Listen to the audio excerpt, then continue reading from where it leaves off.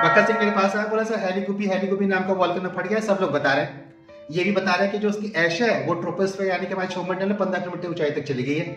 यह भी बता रहे हैं कि दिल्ली को उससे संकट है और वो संकट दिल्ली से पास होकर चाइना की तरफ चला गया है। लेकिन सर कोई ये नहीं बता रहा कि पहुंचे कैसे हैं दिल्ली तक। मैंने मक्खन सिंह इसके लिए सूर्य की ओर देख, बोला सर क्या मतलब है। मैंने सूर्य पृथ्वी का कॉम्बिनेशन दे, तुझे अपने आप रास्ता मिल जाएगा कि वो दिल्ली तक पहुंचा कैसे। और अगर तुझे वो रास्ता मिल गया तो तू भी दिल्ली तक पहुंच जाइए, उड़ के पहुंच जाइए हनुमान जी की तरह। बोला सर कैसे।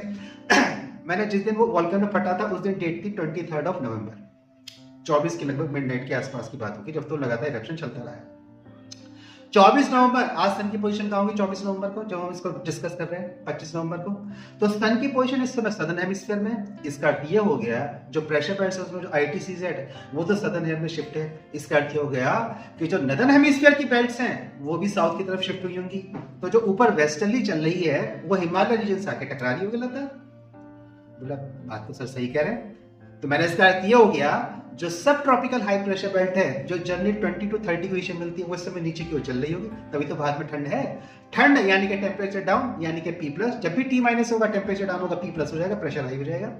यानी कि इस समय भारत पे नदर इंडिया पर वेस्टर्लीज चल रही है और दिल्ली नदर इंडिया में आता है। तो वेस्टर्लीज अफ्रीका से भारत की ओर चल रही है, वेस्ट टू ईस्ट चल रही है, इसलिए उनको वेस्टर्लीज बोलते हैं, पछुआ पवने। इन पछुआ पवनों के प्रभाव में ही under the influence of the westerlies उसकी जो ऐश रिलीज हुई है ना वो दिल्ली पहुंची। सीधी सी बात है यार, 4,500 किलोमीटर का इसको डिस्टेंस कवर करना था, वो 4,500 किलोमीटर का डिस्टेंस करके वो दिल्ली पहुंच रही है।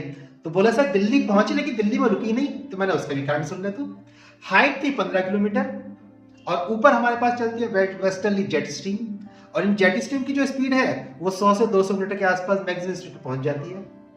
तो जब 15 किलोमीटर की हाइट पर वो लगभग 100 किलोमीटर प्रति घंटे की स्पीड से आगे होगी और दौड़ रही होगी ऐश, तो वो ऐश को जो अपने साथ खींच रही होगी तो 40 से 50 किलोमीटर की स्पीड से खींच रही होगी लगातार। जब वो खिंच रही होगी तो जब तक वो नीचे आएगी तब तक वो दिल्ली क्रॉस कर गई, इसलिए चाइना रेड अलर्ट बोर्ड पर आई है, क्योंकि वो चाइना में जाके फॉल डाउन कर जाएगी। अब वो ऐश अगर भारत पे गिर जाती तो उसमें लेड पार्टिकल्स और अनेक प्रकार के डेंजरस मेटल्स भी होते हैं, वो भी भारत पे गिर जाते हैं। लेकिन ईश्वर का धन्यवाद ये है कि वो दिल्ली से पास ऑन करके भारत के नदर्न हेमिस्फीयर से नदर्न जोन से पास ऑन करके चाइना की तरफ डिफ्लेक्ट हो गए हैं और भारत पे से उसका संकट लगभग हट गया है। बोला सर क्या ये सोलर इंसोलेशन को भी इफेक्ट करते हैं? हमारे बिल्कुल इफेक्ट करते हैं। बोले सर समझा दीजिए। मैंने सब अगले लेक्चर में बात करेंगे तुमसे। अब एक बार तो चैनल को सब्सक्राइब कर लो, वीडियोस को लाइक कर लो और वेबसाइट को जो विजिट करिएगा। और मक्खन सिंह तू भी रिक्वेस्ट कर दे। बोले सर क्या, मैंने अगर चैनल को सब्सक्राइब कर लोगे, वीडियोस को लाइक कर लोगे तो कुछ घिस जाएगा। बोले सर नहीं घिसेगा तो मैंने कर लिया, प्लीज। Thank you.